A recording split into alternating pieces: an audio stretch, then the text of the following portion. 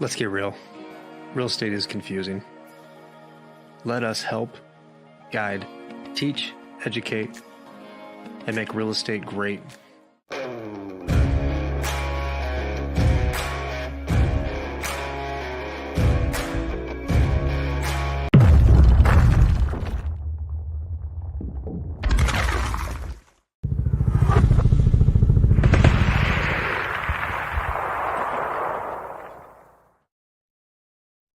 Josh, we're back. Another week.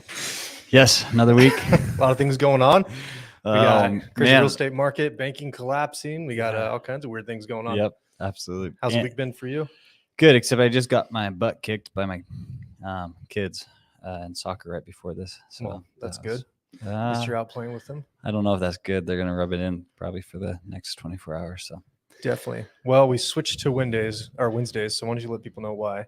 yeah, so we're changing to Wednesdays. I got pulled into coaching one of my boys' soccer teams. So that soccer practice on Thursday nights, and we normally do the live stream on Thursday nights, but we can't do that anymore. So we're jumping back to Wednesdays, and hopefully we can stay Wednesdays and through the rest of the school year at least, and we'll see what happens. Definitely. Well, Josh, I'm going to bring up what we got going on. Okay. This episode today is called 0 to a Million. We'll explain what that means here in a bit. Today's live stream, we got a bunch of topics to cover. You know, like always, I'm not sure if we get to all of them. We'll get the housing market updates for Ada Canyon and Jim County. We have the banking crash to talk about. We have House Bill 76, which is growing and raising your own food on your property and keeping HOAs and cities from not allowing you to do that. We got some updates on Avanmore annexation. We're going to talk a little bit about the Boise Foothills landslides. Yeah, that's some good news right there. Yeah. And also we're going to talk about what to do after the crash and then how to prepare for purchasing real estate and properties. And then we have a property tax update. Yep. Yeah, Josh, got anything to add to that? No, I'm really excited for today's. I think there's a lot that we get to unpack, and so make sure if you are just joining us, if you can hit that like, that would be great. And don't forget to go ahead and throw some questions or comments below, and we'll try to bring them in. So if you just joined us, we'd love it if you liked it, and we can get going. Yeah, definitely. And Josh kind of brought that up, but again, we're streaming just on YouTube today. So if you guys have comments, go ahead and leave them at any time. We'll try to answer them here live for you. Really, we're here to answer your questions about real estate, any kind of things that you have questions about that we can kind of have a conversation. We come here to be part of our audience and be live, and just to give you guys an outlet to talk to us rather than this through long form videos. Yep, absolutely. Definitely. Josh, all right, go for it. Yeah, okay, so this is a snapshot. Now, if you want us to dive deeper into this, we did a video. We just launched it yesterday. It will be in the description. But essentially what this is the Boise Regional Realtors snapshot of what happened in the month of February. And as you can see, our median sales price for Ada County is still down year over year, 10%. We kind of all knew that was coming, especially if you've been following our channel. And then the pendings are still down 25.9%, so 26% down. And inventory is up 110%. So we know it's not an inventory issue, but a little bit of an inventory because it's affordability issue. With the affordability, we have a lot of the higher homes. We didn't go in the video. We talked about the median list price versus the median sales price. So I believe, if I recall correctly, the median list price is $650,000 in Ada County, but the median sales price is $492,000. So we did see an increase, but that's a short little snapshot. The reason, we did see an increase month over month too. About $5,000 month over month, but part of that was the new construction. Got it up here for you right here. Yeah, and so with new construction, we had the builders were giving a lot of incentives. They were doing like 1-2 buy downs, 1-2-3 buy downs, 2-1 buy downs, and anyways, just trying to get people to move the inventory. So instead of come down on price, they would give you some money in the back end, and we definitely saw that help the median sales price month over month. So. Yeah, definitely. We kind of talked about this in our latest video, but this little, I know you guys can't see my mouse, but that little blip right there of that at the very positive end, mark is what a lot of people are running with, saying that the markets can't, back, everything's good. Buy. But what do you think about those videos, Josh? Buy. Well, I think there's time that you need to buy, and there's times that you need to be cautious, and that's kind of what we're going to go into a little bit later. But I think like I said, there's a reason for somebody to, but. Definitely. You just got to be cautious. Okay. And we'll jump into Canyon. Yeah, so Canyon County, this video is actually coming out tomorrow. We're going to do a deep dive on this one, but essentially the pending sales are down 32%, and we're still down year over year or by 10%, and our solds are down 13% year over year, but our inventory is up 100%, and so we still see more inventory. Our median list price in Canyon County is $450, so I think we're 60,000. Difference between median list price and median sales price for February. So we'll see where that takes us. And interest rates have kind of been jumping all over the place. And so, anyways, yeah, we'll go on that here in a little bit. Are you seeing the difference between Ada and Canyon when people are looking at properties? Are you seeing things going pending faster, showings? What are you feeling right now? Well, I think there's unicorn properties, and what I mean by unicorn properties, there's properties that are like very specific. They have to be, a certain type, a certain size. And those ones are like unicorns. They pop up and then people run to them. But then there's other properties that will sit for a while, or they've been sitting for a while. They take off the market, they put it back on. Or there's some very low end, and it's not really affordable, but it's still at the lower end in Canyon County, where those houses are still going pretty quick. We're talking about in the low twos, middle twos, under 300,000. And then if something's in the mid threes in Meridian and Boise, and it's a 3-bed, 2-bath, those are still moving, as well as the low fours. So it's crazy, but the interest rates are still moving. Yeah, interest rates are bouncing up and down like crazy, but I guess that's what happens when you have 3 bank crashes in definitely. In a week. I want to jump into Jim too, because we have a lot of people that reach out and kind of want to know about Jim County. So if you want to go over that as well, because we're actually seeing somewhat of a change over there. Yeah, kind of. Jim County, they are up, and they're 12-month rolling. We don't have the median sales price; it's the one that's cut off at the bottom. But the rolling trend is they have been increasing. They haven't been hit, so they're up 12% year over year.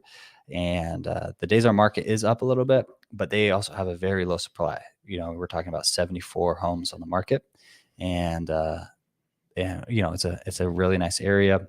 I used to go. There's a duck hunting spot that me and my brother went out there, but it still has that country rural feel, but yet you're still close to town, which I like. Oh yeah, definitely. All right. Well, anything else you want to touch on those, Josh? I don't think so. Okay. Well, you wanted to add this to our stream today, so I'm going to let you run with it. Oh, yes. 0 to 1 million. Actually, before we jump into that, let's answer a couple of these questions, and then we're going to jump into 0 to 1 million. Definitely. Yeah. Okay, cool. From Johnny Moline, we appreciate you being here. Wow. Do we have a crisis on hand with the government about 2 banks failing? Actually, more than that. I feel like this is the beginning of a digital currency. Well, yes, there's many House bills that are introduced to actually have a digital currency and actually get rid of the paper money we're using. And there's actually a House bill right now gosh, I should have brought it up. I was just watching it last night about bringing the dollar back to the gold standard, which is crazy. We're even talking about that right now. Yeah. What's your thoughts on that, Josh? Well, you heard my thoughts last week. I don't think we're going to go back to the gold standard. I do think digital currency is going to be the future.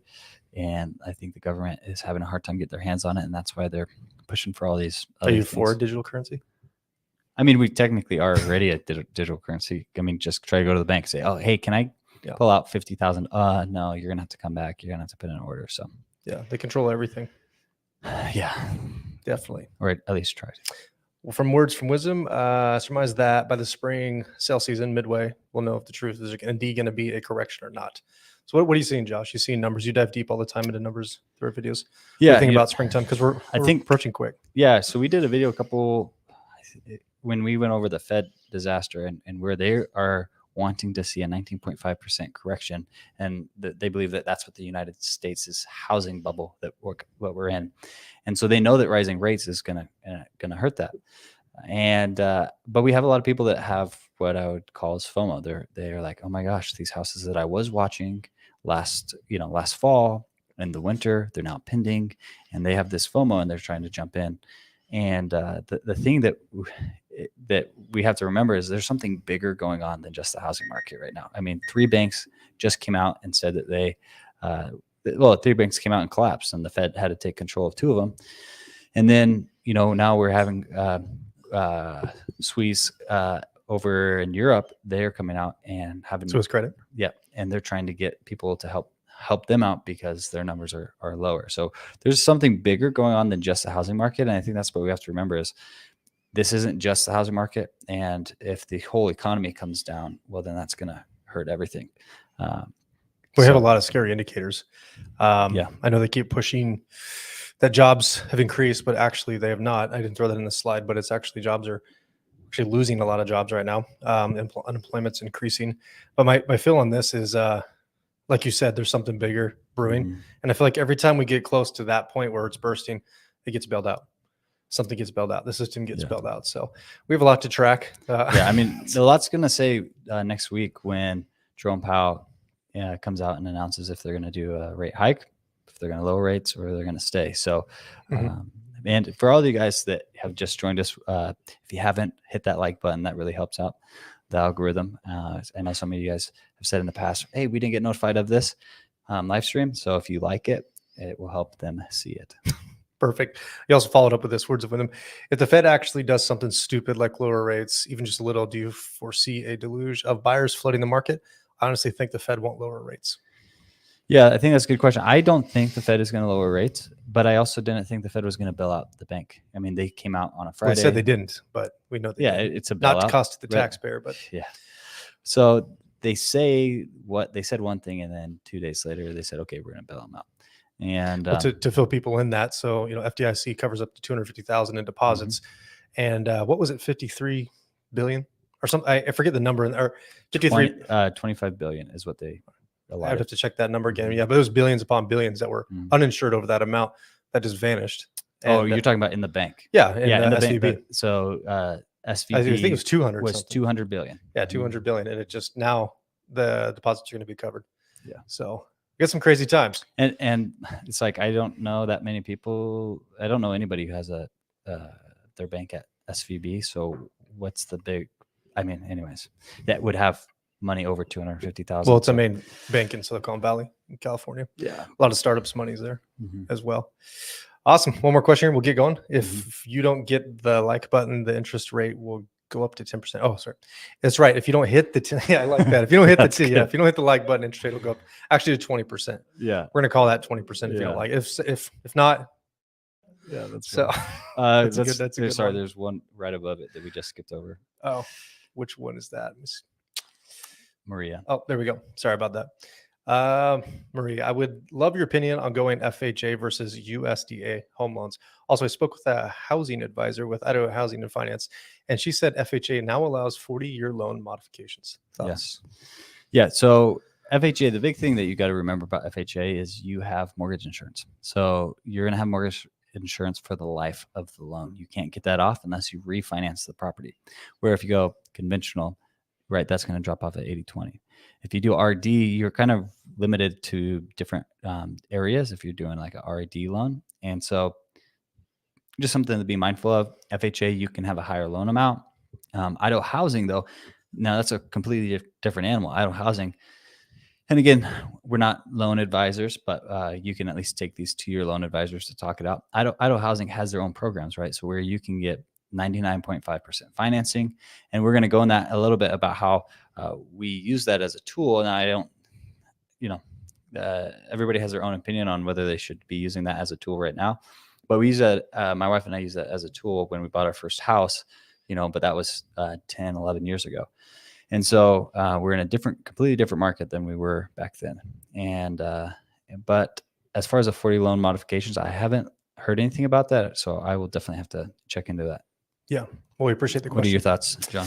Well, I have heard about the 40-year modification. I know it's coming out because of higher interest rates, but I haven't heard it actually be here.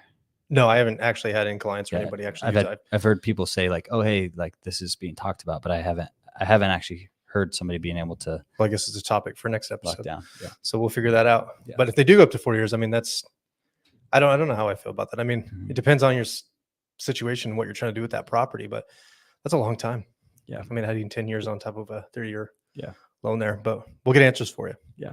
Awesome. Josh, want to jump into that next one? Yeah, let's go. Okay. All right. We're going to go to 0 to $1 million. So something that, if you guys have been following our channel, if you haven't, right now would be a great time to hit that subscribe button. But if you have, you know that we are passionate. We want to see all of our viewers win. And that's why we're sharing what's going on in the housing market. That's why we're saying, hey, even though we make a living helping people buy and sell houses, we're saying if you don't have to buy a house, you might want to think about it, maybe rent a little bit and check it out. Check out the market, watch the market before you just jump into something. And so with that being said, we do think opportunities are coming as we are seeing banks collapse.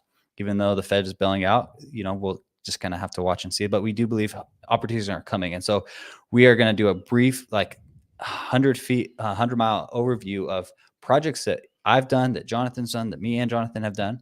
And we're going to start a series. Not every single week we'll release one, but every now and then we're going to release something of, hey, what did we learn from, for instance, this first one? This is a building lot that we bought, that my wife and I bought up in Tamarack, up by Tamarack. And what did we do with it? So anyway, so we're going to briefly go over these things. If you guys have any questions as we're going over, like, hey, this is what we did, this is how we saw it, this is the different things that we learned going through the whole process, please throw it in the comments. But jumping right into this, so let us know. Yeah. So actually, let's take a step back. Let's jump into the one that said 199, because that's going to explain how this property even came to be. Okay, sounds good. Get to that. Next one. 191. Yeah, right there. Perfect. Okay, so this is a property that we ended up buying, and we bought it to rehab it and fix it up. So as Jonathan's going through these pictures, I'm just going to kind of share some things. You're going to see that this house was in rough shape. But when we looked at this property, we saw, okay, there's potential. There's potential for maybe a lot split. So I know some of you guys don't like investors. Some of you guys just, you're like, you caused this, whatever. But please be gracious with us, because we want to teach you guys these things so that you can win in real estate, just like we have potentially won every now and then. Winning just like that carpet. Yeah. I actually pulled that out and put it in my house. Oh, yeah. Okay. Just kidding. That was a great choice. That was disgusting. So anyways, so what we did is we saw this house and we knew that there was potential. So we, when we took it down, we said, okay, we could probably fix this house up and resell it. We'd break even on the house, but then right there, that back lot, that's where our profit was going to be. And so we went through, called the city. We went through our different things, scraped down that little shed thing, and went through and subdivided it, put in the utilities, and was able to divide it. So this house got fixed up, and when we sold it, it paid for everything. So it paid for our development cost, it paid for the rehab, and then it paid for the soft cost of like going through the city, talking to the survey, getting that done. And so then when we sold the lot, that was all profit. And we did a 1031 exchange, because when we originally bought this, we were like you guys have heard me say before, is I'm a believer in buying and holding real estate. So we were planning on selling the house and getting a lot for free, and then we were going to build on the backside a rental, because it's close to NNU, and we thought, okay, that might be a decent area that we could rent in. Well, because of what the market did, we decided, hey, we're going to sell it. So we ended up selling the lot and did a 1031 exchange. And so we didn't have to pay our capital taxes on the short-term gains, because we exchanged it into that lot that that Jonathan brought up there in Tamarack. Mm-hmm. And so we rolled that money up into Tamarack, got that lot, and we were actually able to negotiate an owner carry. So for those of you guys who don't know what an owner carry is essentially we put up a chunk of money, and then the owner carries the rest, and we just make them either a monthly payment or a quarterly payment or an annual payment. Just kind of depends on how you negotiate that. And then, and so then as we bought it, we applied for a septic permit, because just because you have land doesn't mean that you can get a septic permit. And that's something that, we want a lot of. When we were helping clients, we were like, okay, one thing we need to make sure, especially when you're starting to go into the mountain properties, is can we get a permit? Because water tables are different. And so the Central District Health will say, maybe this certain area is going to be a lot tougher. You might have to do a unique septic system. And so we were able to, if you jump up to the third one down, I think that's where the lot was, John. Right there. The third listing down. Sorry. Oh, third listing down. Sorry. Yeah. Sorry, my screen's a little slow over here. So we ended up buying this, and we ended up selling this after holding it for a year. But when we bought it, we got approval for the septic, and then we ran the power line. So this is something I wanted to share with you guys, for those of you who are out of state or maybe in state, and you're thinking about, I want to buy land. What do I do? So when we pulled so that was an acre, I think 1.15 acres. And so we had a lot of trench to dig for Idaho Power to put in that transformer and the line. Well, once we put that in there, they have this clause, not at every single time, but they had this clause that if anybody tied onto it, I would get reimbursed power to a lot. And sure enough, a couple people down the road, they tied onto it. And so, we got, I think we've received 2 checks from Idaho Power to pay for something that we already invested in. So if you can see, there's a cabin being built on that picture. And then there's another cabin. So we trenched it, put in the transformer, then those people building it tied into it. And we got a check from them, from Idaho Power, because they tied into the power that we brought. So that is just one opportunity to do it. But the other thing is, before we go into that one, Jonathan, the other thing too is we ended up selling this after holding it for over a year.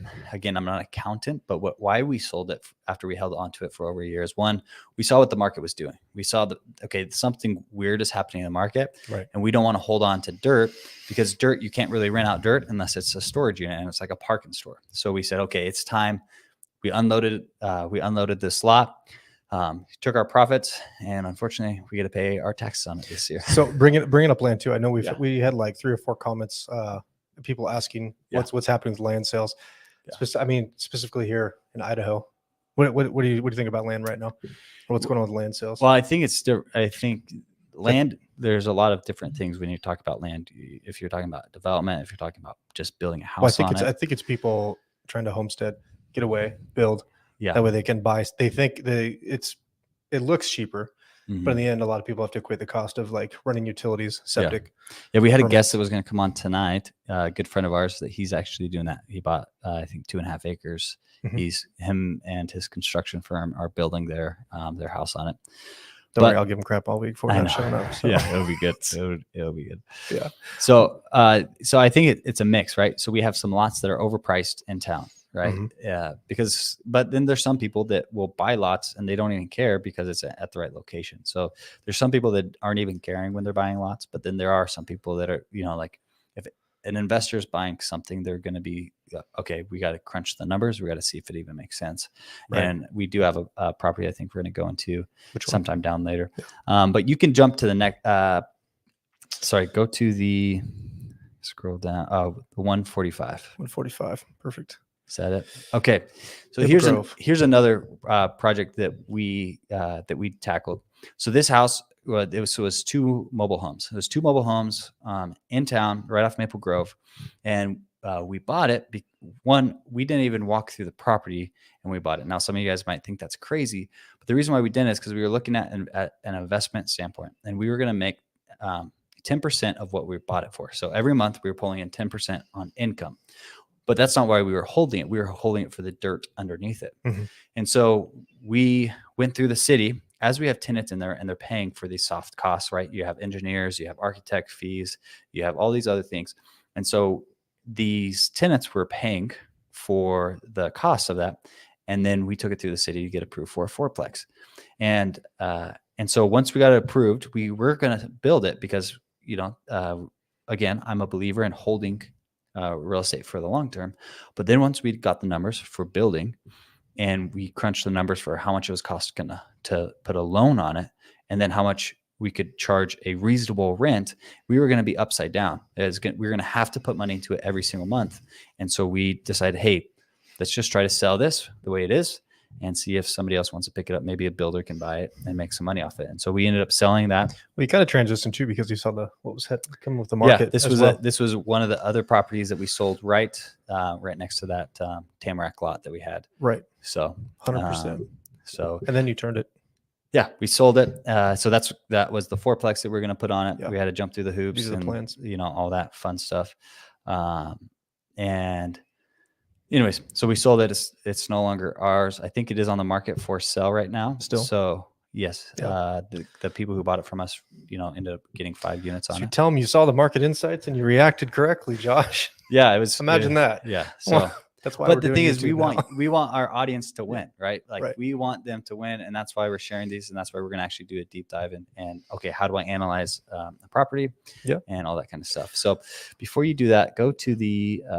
Just give me a price point. What's the 195,500? 195. Too low. 190,500. Okay. Same Okay, one. that's what this one is. Yeah. Okay, so I'll give you a little bit backstory. This house, my wife and I bought this. It was just kind of a freak thing. It was a multiple offer situation, but my wife and I ended up purchasing it to live in. So the nice thing about when you're using a primary loan to purchase something is you only, for this one we had to put 5% down because it was our second house and we Look at didn't that want to go FHA. Yeah, and look at the year. It was back in 2017, right? Yeah. So we ended up getting this, but this house was thrashed. Like there was so much trash. The guy who owned it before us, they still lived in it, but there was 3 spots that the roof was leaking. So I had to replace the roof before we closed in order for the lender to loan on it. But on top of that, he had to take, I think, 6 or 7 long dump truck beds full of trash out of it. And that wasn't everything. Then I had to go back through it. And so we ended up rehabbing it. We lived in it, and then we ended up turning it into a rental and moving out of it. But this was one of those things where my wife, bless her heart, we were living in a camper when we were remodeling this, and we lived in a camper. We had 2 kids at the time, and so again, bless my wife for being willing to go through these things. But again, that's kind of what we knew, that okay, this was a great price. It was on it, almost an acre. It was a decent sized house, and it just needed a lot of sweat equity. So we were willing to put some things into it. Definitely. So, and something that would help me, because we have a handful of new viewers. If you guys are even appreciating any of this, if you hit that like button, that would be fantastic. It helps us know that what we're actually talking about, you guys care about. So let's go to the Marshall project, the one that you and I did together. All right. Yeah. Yep, that's it. And then it'll be the next one below it, I believe. Fairhaven. Nope, not that one. No. Sorry, above it. 260. Nope, right there. We'll get it eventually. Yep, there we go. All right, we found it. Okay, so this project, this was great. This was one that. It's a fun one. So this was a house, and there was a building lot right next to it. And we knew that in order for us to get that lot, we were going to have to buy the house and the lot at the same time. And so we ended up buying this. We crunched the numbers. Okay, hey, essentially, if we buy this house at the price that we did, then we should be able to own the developed lot for around $20,000. I think, right, Jonathan? Mm-hmm. You're thinking 20. Yep. So we went in. It needed new carpet, so we got new carpet. I don't think we painted it, but essentially, when we sold the house, after we paid all of our closing costs, we had a buildable lot for $20,000, which then we built it. We teamed up with the builder. They built the house. We paid for them to do that, and then they were able to. And then we ended up selling it to a family. Right? We had one of the agents that's at our brokerage right now. They had a good friend that was looking for a house, and so we didn't gouge them on the price. Like we believe that there's this saying that a friend has always told me is hogs get fat and pigs get fatter. And so when we do these projects, we're not trying to be hogs. We're just trying to make a little bit of living for our family and and so we were able to do that. So we'll bring that question up from Johnny Fly. Yeah. So you're flippers, so you can kind of answer that, Josh. Yeah. I mean, I would say that we're investors, right? We put our money where our mouth is. If we are telling people to buy real estate, then we are buying real estate. If we're telling people to not buy real estate, well, right now we haven't bought any real estate in this year. I didn't buy any real estate last year. Once I started saying, hey guys, don't do this. I've been tempted to jump on something, but when I saw what the market's doing, we started saying, hey guys, pay attention to what's going on. So to answer your question, Johnny, we just try to put our money where our mouth is. If we're preaching buy, I was always taught, do what you're telling other people to do, and you don't really have integrity. I like to bring that up. I kind of like how you present this question, because there is a lot of people that get that I guess that sleazy look of just constantly flipping houses and putting lipstick on a pig. But these are all projects we kind of passion projects. We had fun with these. I mean, these were actually really fun, and the people were extraordinarily happy that purchased them, and the people that were involved. But just like you said earlier, about a year and a half ago when we started the YouTube channel, we saw the market shifting, and we would never do something we wouldn't do ourselves. Yeah. I think that's kind of important that you brought up. I mean, if we were doing this on the side, but creating all these YouTube videos about, preaching the opposite thing, that's a big conflict of interest for everybody. Yeah. Like if we were telling you guys, don't buy real estate, and then we were out trying to cherry pick all these deals, or the verse, like the opposite side, hey, go buy some real estate. And we're like, I wouldn't touch an opportunity right now. So Yeah. I appreciate that, Yeah, Johnny Fly. definitely. Appreciate you being back too. Did you want to answer some of these questions, Josh? If we have more. Cool. Sounds good. Do you think we're going to have a run on the banks? I think equity and property would be better than cash under your mattress. What do you think? Yeah, except if the equity in the property is going away. Correct. So that's the downside. The other thing is there has been a run on the banks. There was an article that we just read about the big banks, Bank of America, Chase Bank. They had a huge increase in deposits over the last couple of days. So there has been a run, but it's not people going to the bank and pulling cash out. They're just transferring it to maybe a bigger bank that they think won't collapse. Yeah, and a lot of people are trying to hold on to cash. I mean, you can see the articles like that as well. They're not trying to give it up because it's, I mean, I don't want to get into it too much, but it comes down to, fractional reserve lending. The reason the bank runs are happening is because they're lending $10 to every $1. So when these people mass hoard, they come and transfer money or take it out, banks collapse. Yeah. They don't have the money to give. Yeah. Or they could just create it with zeros and ones in the computer. But yeah. From Regan, follow-up question: when you get time, Boise versus rural areas around Boise. I'm in Fayette County. Will rural areas fall a little faster or slower than Boise, or will they keep pace? So kind of interesting. You kind of talk about Jim, how it's kind of more a rural county. It is. It's keeping with the pace. So what do you think on that, Josh? Yeah, I think Emmett's a little bit different than Fayette County. The only reason why I say that is Fayette County, they're a little bit further out of town than Emmett is, right? Emmett, you can get into town. Plus, we have the Highway 16 that's going to allow people to get from Emmett into Boise or Nampa a lot faster. Where Fayette County is a little bit further out. So what we saw is the Fayette County increased in property values because the unaffordability in Boise or Ada County and Cannon County. So it pushed people to, I want to buy a house. And so they went out to Fayette County to buy a house. Well, it kind of started with Nampa, right? Nampa Caldwell, when everybody was leaving Meridian, Boise, and they headed to Nampa Caldwell. Now it's going Nampa Caldwell farther. Right. And that's why we're seeing, like, when home prices in Boise are dropping, then it's forcing the Canyon counties, cities to drop, which is then going to force Fayette. Now, again, Emmett is a little anomaly because of where it's located and how close it is to stuff. So thanks for that question. Definitely. Marie. And I want to get to this one too before we got too far away. Words of wisdom. I know you guys are not lenders. That being said, do you know if assets like stocks or precious metals are accounted for when applying for a home loan? That's a good question. Yeah. So I'll just answer this from because we're not lenders. Nope. But from personal experience, precious metals, they have value, and so, like, if I needed a down payment and I went and I sold, let's say I had a stack of gold or a gold troy ounce, I could sell that, and then the bank would be able to use that as long as I had a receipt to whoever I sold it to. Is that lender dependent? I don't believe so. Okay. Yeah, but I could be wrong. And then for stocks, those are assets. So, if 401ks, all those are calculated when you're filling out your application, if you disclose those, stocks or that. So definitely. Thanks for the question. Words of wisdom. Definitely. Well, you want to jump back in the slides, Josh? Yeah, let's go back into the slides. All right, cool. Let's get on to this one. So, we're gonna go right into that, or do we want to go through? Let's go through two more properties. Okay, you cool with that? Yep. Okay. You tell me which one you want to bring up. Okay, so let's just grab any one. Okay. Grab one. Actually, go to the very last one. We'll talk about the very last one, which is this one. So this one we sold. So that house that had 3 holes in the roof, we ended up selling that to the people who were renting it from, and we did a 1031 exchange and bought this one. The only reason why we bought this one, so if you guys have been following the channel, you've heard me say we bought a rental in 2021, so we're probably upside down on it as far as like the purchase price versus what it's worth right now. But this is a rental, and we did a 1031 exchange from that property into this house. And the reason why we did that is the sellers were willing to pay us rent 1 year in advance. And so crazy. Yeah, so it's unheard of. Made an offer.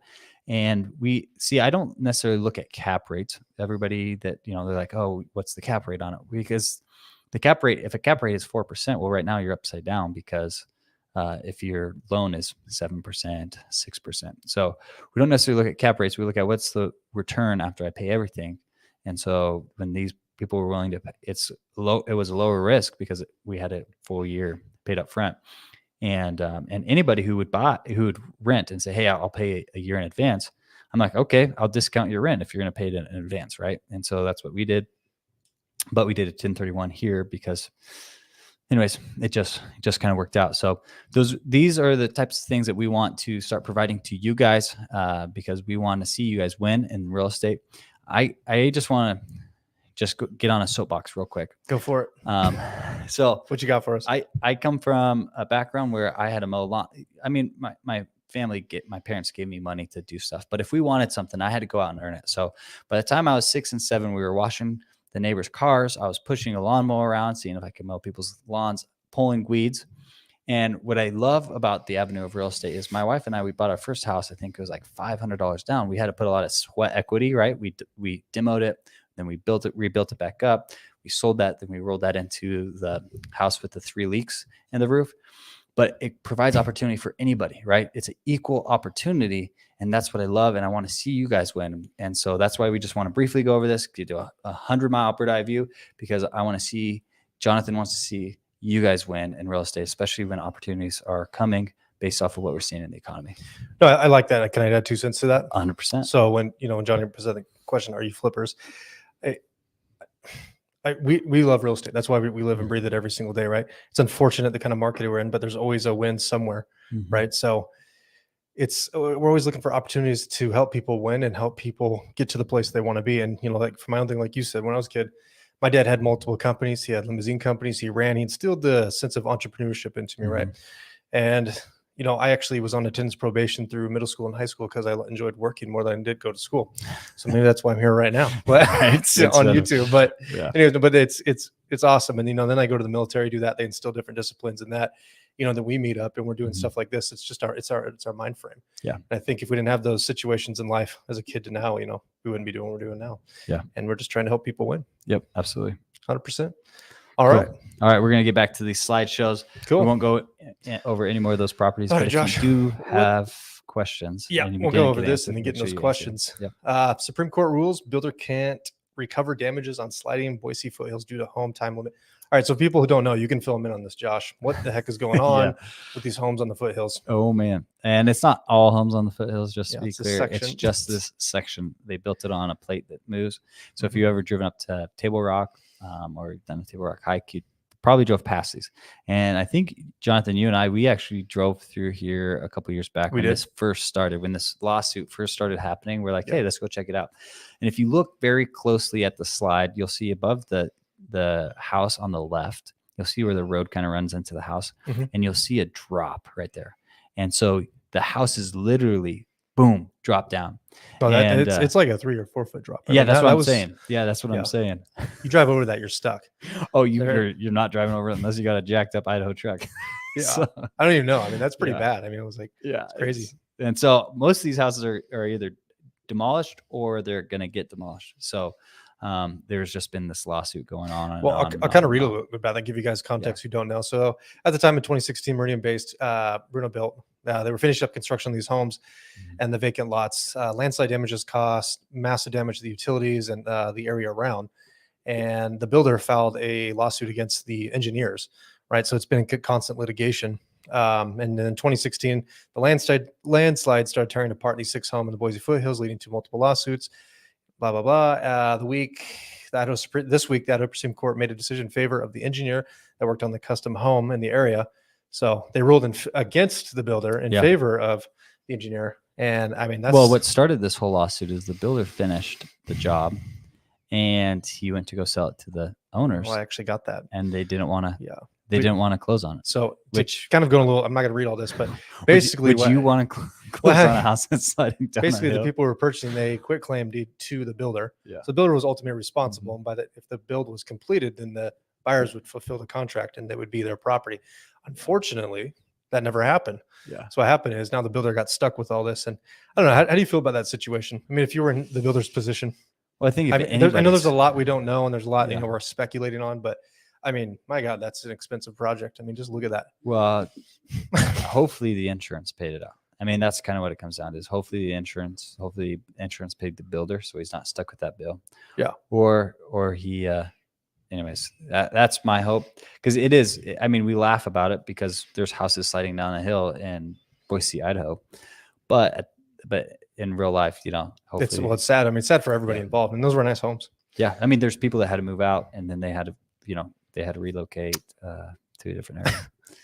Yeah, anyways, definitely. Well, if you guys know about those or you have more insights, let us know. But Yeah. I just kind of want to bring that up because they just released that today as well. All right, Josh, we got banking issues. Yeah. How was this? Well, first of all, explain to people what's going on. We just had our last video, but how's this affecting the local real estate market here? Yeah, well, it's not really affecting the local real estate market other than driving the 10-year treasury down, which the 10-year treasury then reflects the 30-year mortgage rate. And so with the mortgage rate dropping again, there are some people we talk to that they're paying attention to this, but some people aren't paying attention to it. They're just more focused on what's going on with the interest rates. And so I don't know if we're going to see a big. I'm not sure if it's not affecting it because I don't think we have enough time to even realize if it's going to affect it yet, right?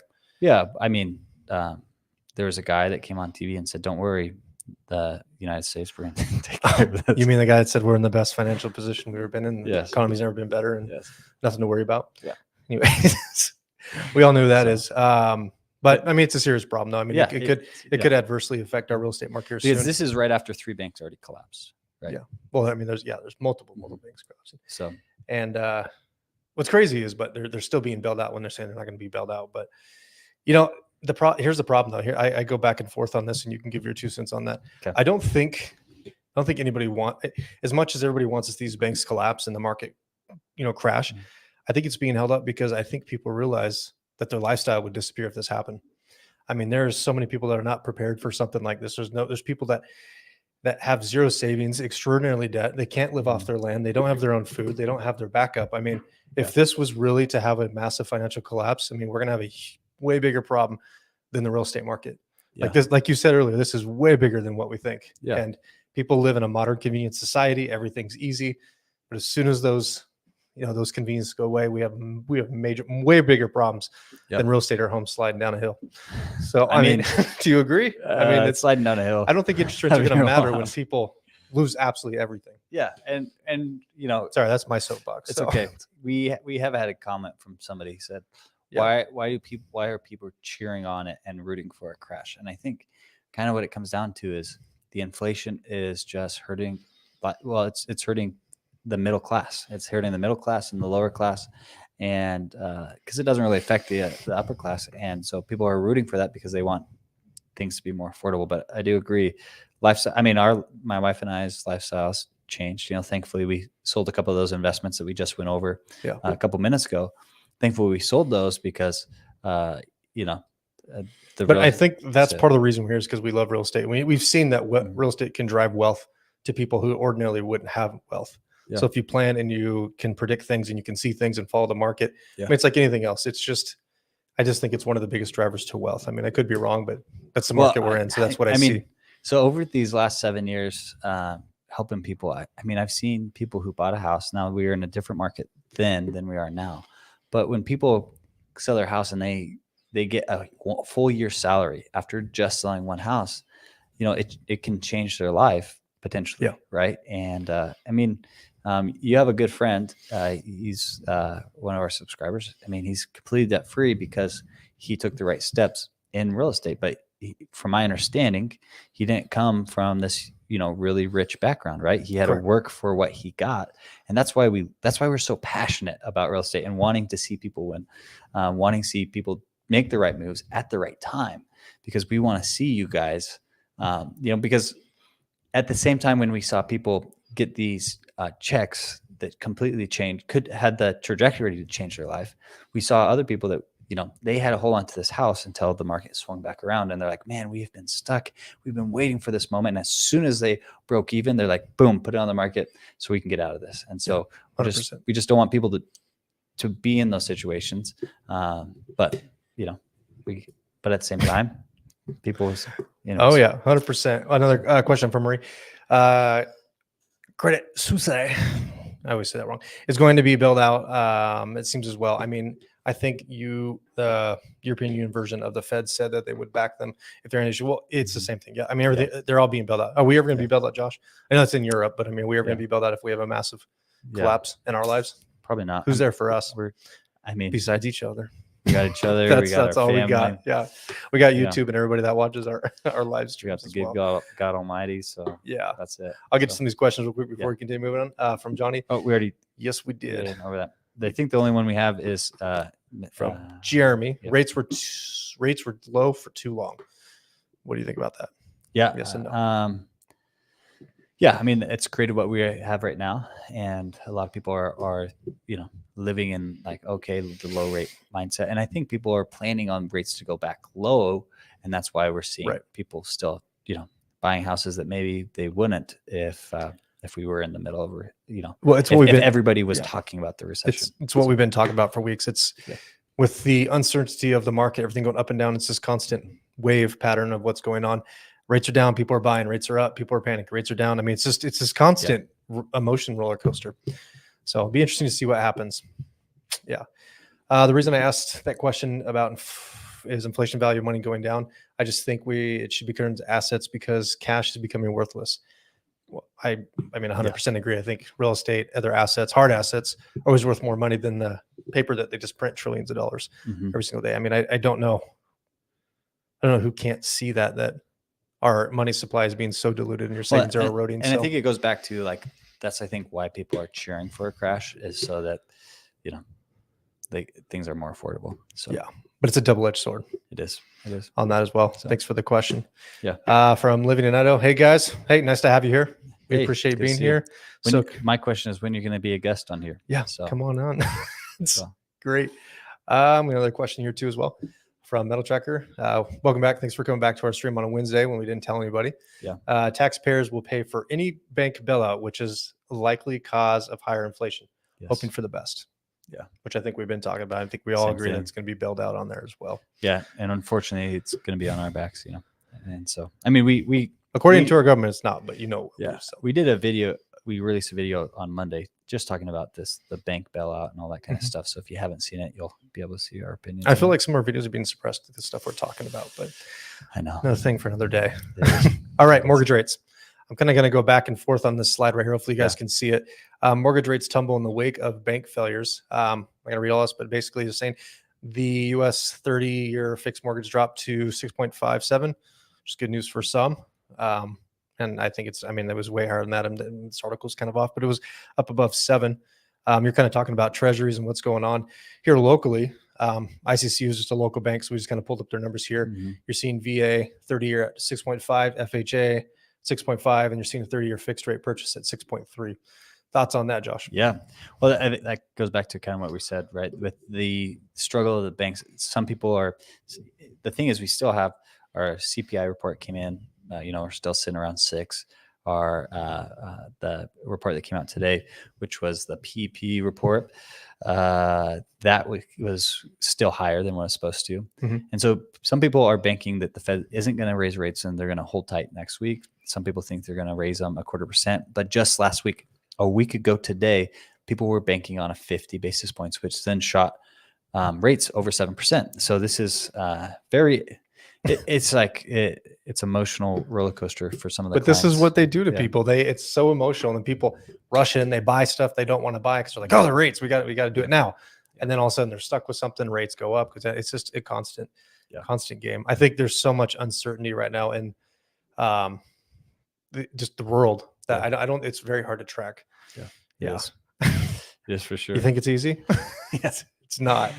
Yeah. So. Governor Little interview. Okay. So this is going to be Idaho specific. This is, we've brought this up, I think last week, right? We did about the tax cuts, giving up to 40% tax cuts to property owners. Tax exemption stuff. And so the reason I threw this in there is because of his comment. I'll kind of go in here. It says, and again, this is on the property tax and different taxes, but he says, literally victims of our own success. So he's talking about the growth of Idaho, the growth of sales price, the growth of the market.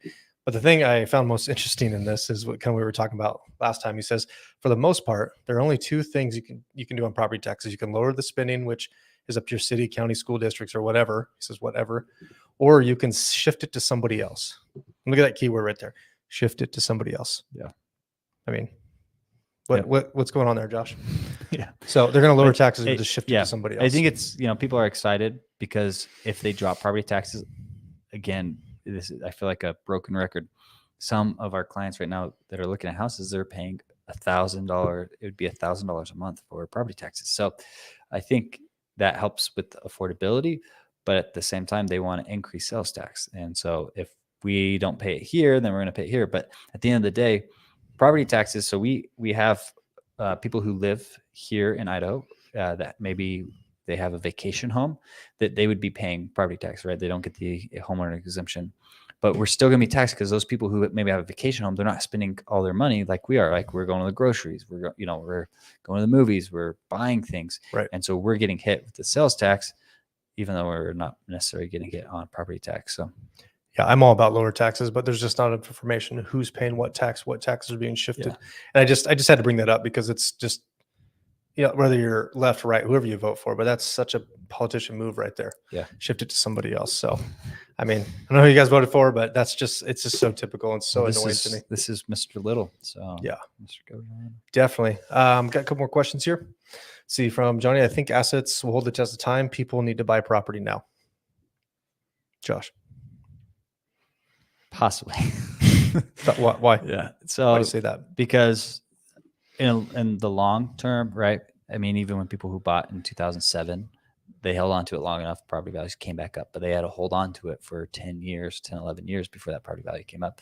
So yes, it did come back up, but there's some things that are still going on that are like, you may not want to buy property right now unless you're relocating and you have to, and we don't want to overlook those people. But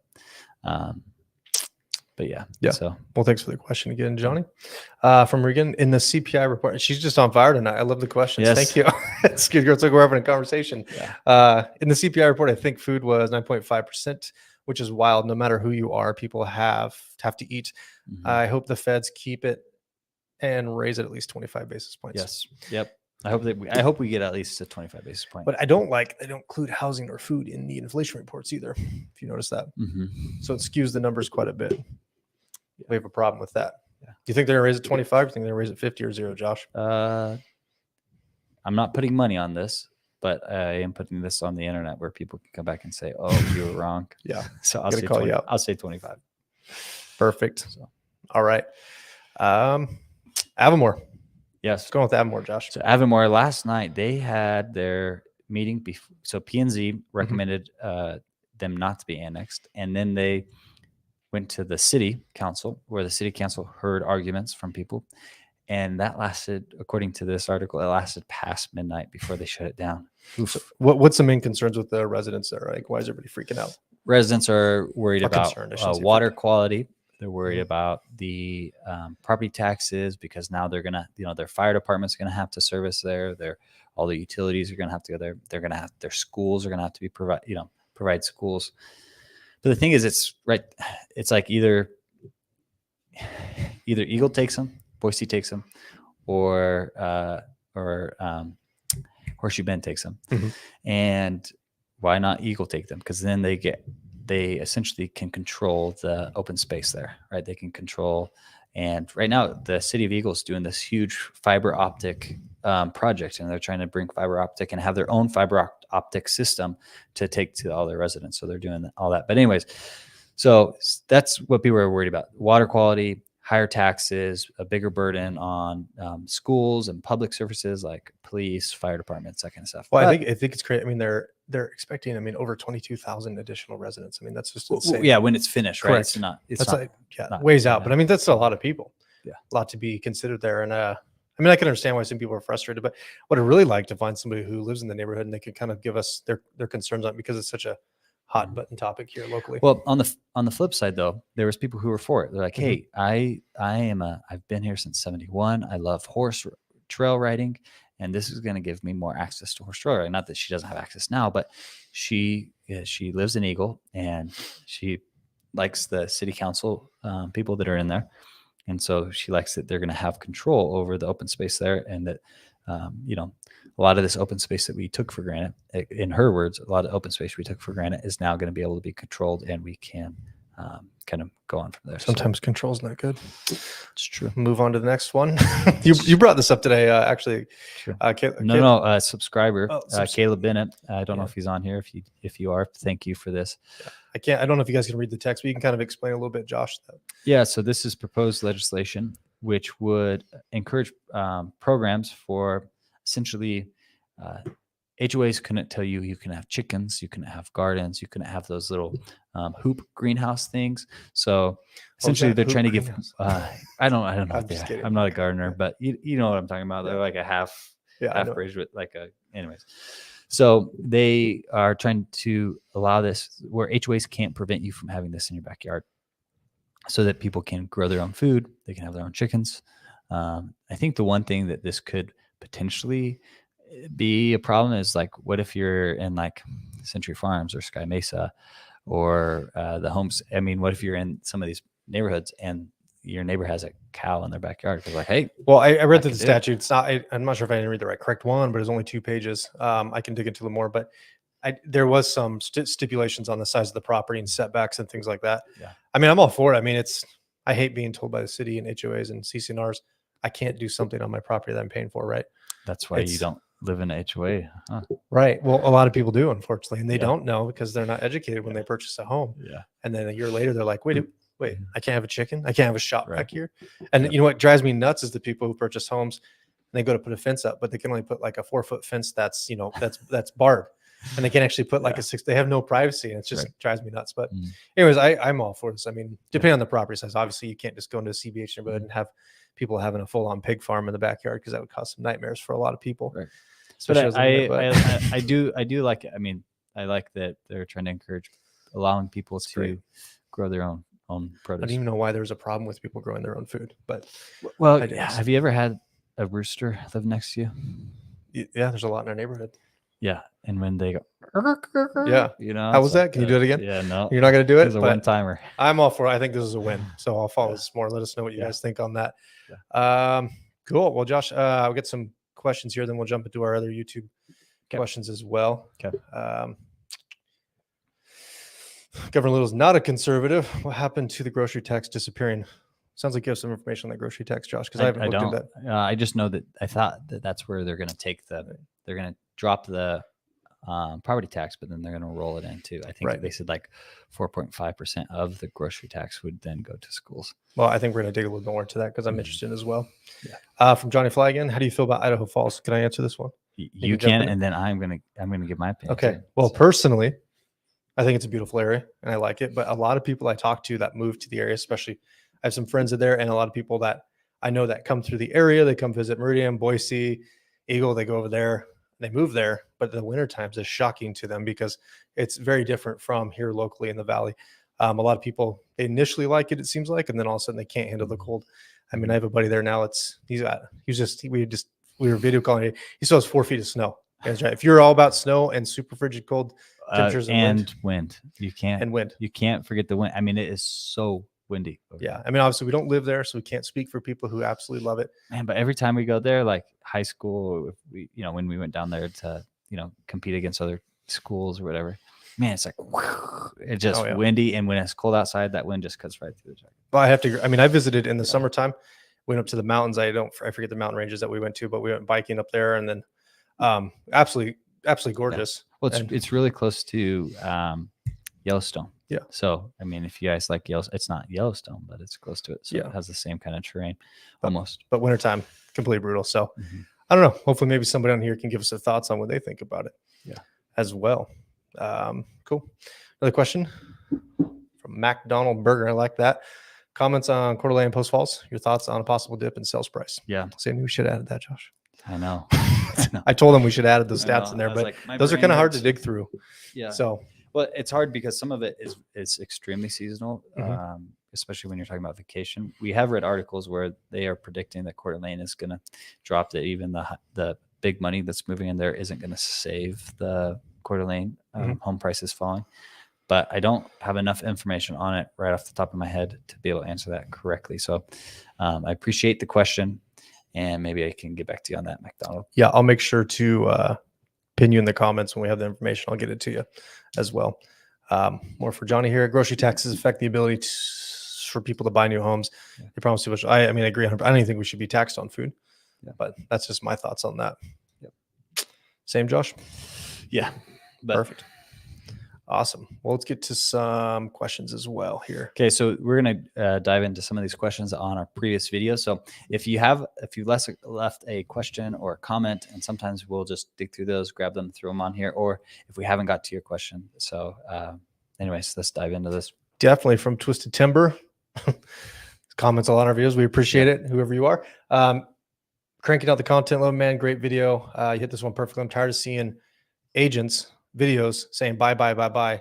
At least I know I can get an honest spin from you. So what's the point of this channel, Josh? What are we doing? Again, Besides being flippers. Yes. Anyways, our heart is that we want to see people win, right? And that's our heart, is we want to see you guys win who watch our channel. We want to see your friends win who watch this channel. And we're not just talking about winning and like buying a house, but we're just talking about winning in life in general. And we don't want to see people get into a house where they're completely strapped and now they can no longer go on vacation and they're having to work 2 or 3 jobs. And so, our heart behind this is that you guys win and that you get information, right? There's people that are saying bye that I'm friends with, right? I'm not saying that they're bad people. I'm just saying I disagree with them. Mm-hmm. And I'm willing to at least put my thoughts on camera on the internet, which I can't retract. And people can go back and be like, oh, well, you were wrong here, or you're right. Which they will. So, which is fine, but at least I have the courage enough to say, hey, this is what I fully believe. I'm putting my money where my mouth is. I'm living how I believe. So definitely. Another one from McDonald, another one, kind of odd. I worked as a realtor in the 70s and 80s and worked through high rates. Yeah. So. And I think we can work through high rates once the property values come back to where they should be. I mean, like we're 49% overvalued. Like we're essentially, there's a 19% gap between affordability and where we should be. So where we are today and should be. Yep.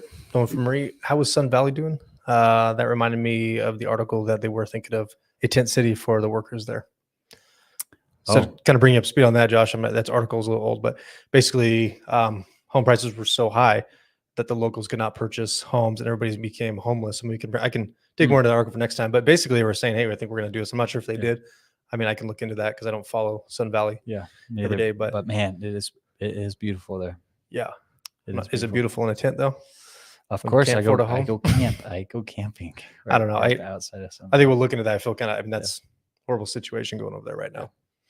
Definitely. Another one from McDonald. Does anybody do wraparound mortgages anymore? Yeah, well, technically those are illegal.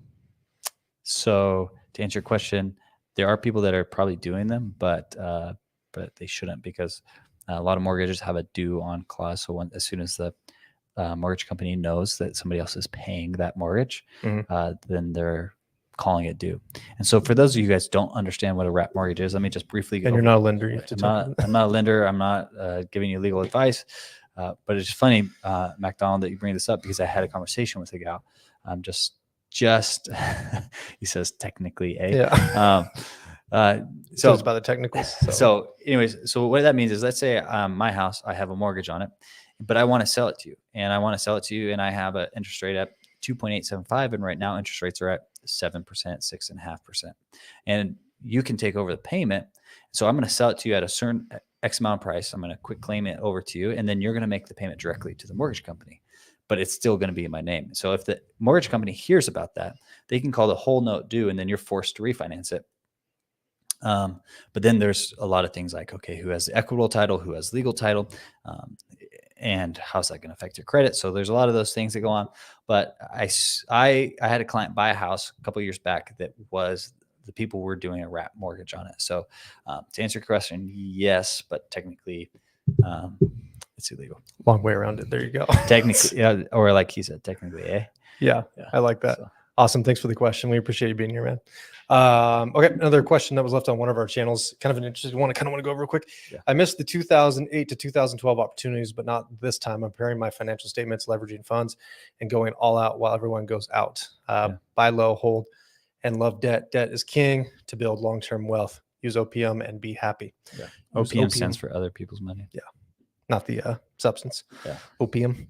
Yeah. Maybe, I don't know. We'll see. Anyways, you respond when you jump in the market, and then it comes back and says, I've made my LLCs, waiting on one more business line of credit be going in now.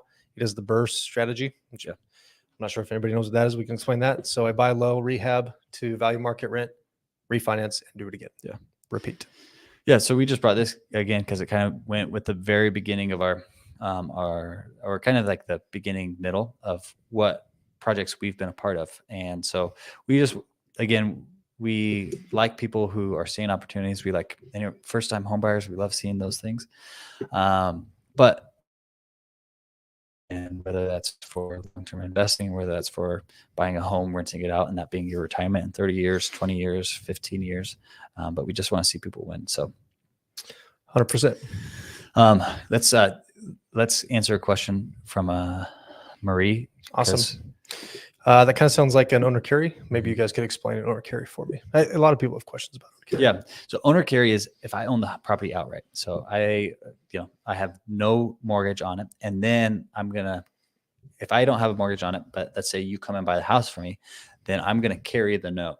And then I choose the terms, and the terms can be all kinds of things. It can be a 10-year, it can be a 30-year, it can be a 15-year. And sometimes you can set it up through a title company where you're paying the title company pays me, or sometimes you're just paying me directly, but I own the property free and clear. And then I put it, I sign a warranty deed. So now you own it, but then I put a deed of trust against it, or I put a note against the property.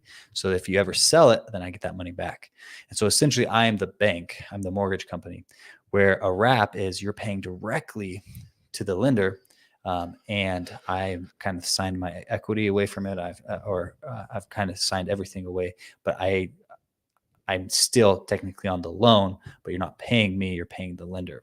So hopefully that explained it a little bit better for you. If you have any more questions, it kind of brings up, I kind of want to throw this is on our Facebook right here, but we have an event coming up. It's not a salesy event. It's nothing like that. It's an event. Oh yeah. You walk in those doors, I'm going to say, bye. Well, we got whiskey, so we can kind of warm me up there. Anyways, it's a whiskey and real estate kind of get together. It's a market update and interest rate Q&A with a lender, because a lot of things we can't answer, but a lender can for you. So if you're interested in that, the address is up there. You guys can email us, call us, what you want to do. It's going to be a local event. So it's going to be in Caldwell.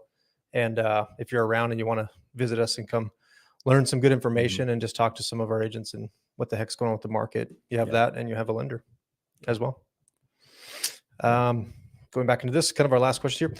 At this point, potential first-time home buyer like myself can't afford anything decent anyway. So if rate hikes make home prices fall significantly, I am all for it. Like you said, you can't just adjust the sales price, but in fact, you can refinance it down the road. Yep, absolutely. I think we all agree on that. And just like the comment, unfortunately, there's a lot of people that like that. So I think that struck a lot of people's hearts. And that's, I mean, not only are we seeing prices come down, but we also want to see affordability come down. And so we're rooting for you and everybody else who is wanting to buy a house, but they can't afford it, Heck yeah. So. And I do want to put out there, thanks for everybody that's sticking with us over an hour. I know we're over an hour, but we appreciate it. And this kind of wraps up what we're trying to do. It says, good live, guys. I don't have a question, just want to be supportive. But I mean, this is why we're here. We're here to support our audience on YouTube, because obviously live is a different platform here. You're interacting with right now live. You can ask any question you want instead of through our videos or comments like that. So we really appreciate you being here. Yeah. Well, and just one last thing. If you haven't subscribed, we'd love the subscription. And if you appreciate what we do. So I am normally starting the research, putting the video together about 5 a.m. every morning, and then John's cranking out the editing. So if you appreciate the effort that he puts into these videos to make me, essentially these videos be more interactive, just love if you gave him a shout out, because he definitely does a lot of work. So yeah. And for the ones that are still here, I just want to remind you one more time, let us know if you want to be involved in that. We can get you in. And this is obviously a local event. So if you're not in the state, can't help you on that one. But yeah. Well, all right. Till next week. Thank you for those of you who maybe have joined us on Thursdays, but joined us on Wednesday. And from now on, they will be every Wednesday, at least through the rest of the school year. And we'll see you next time. Appreciate being here.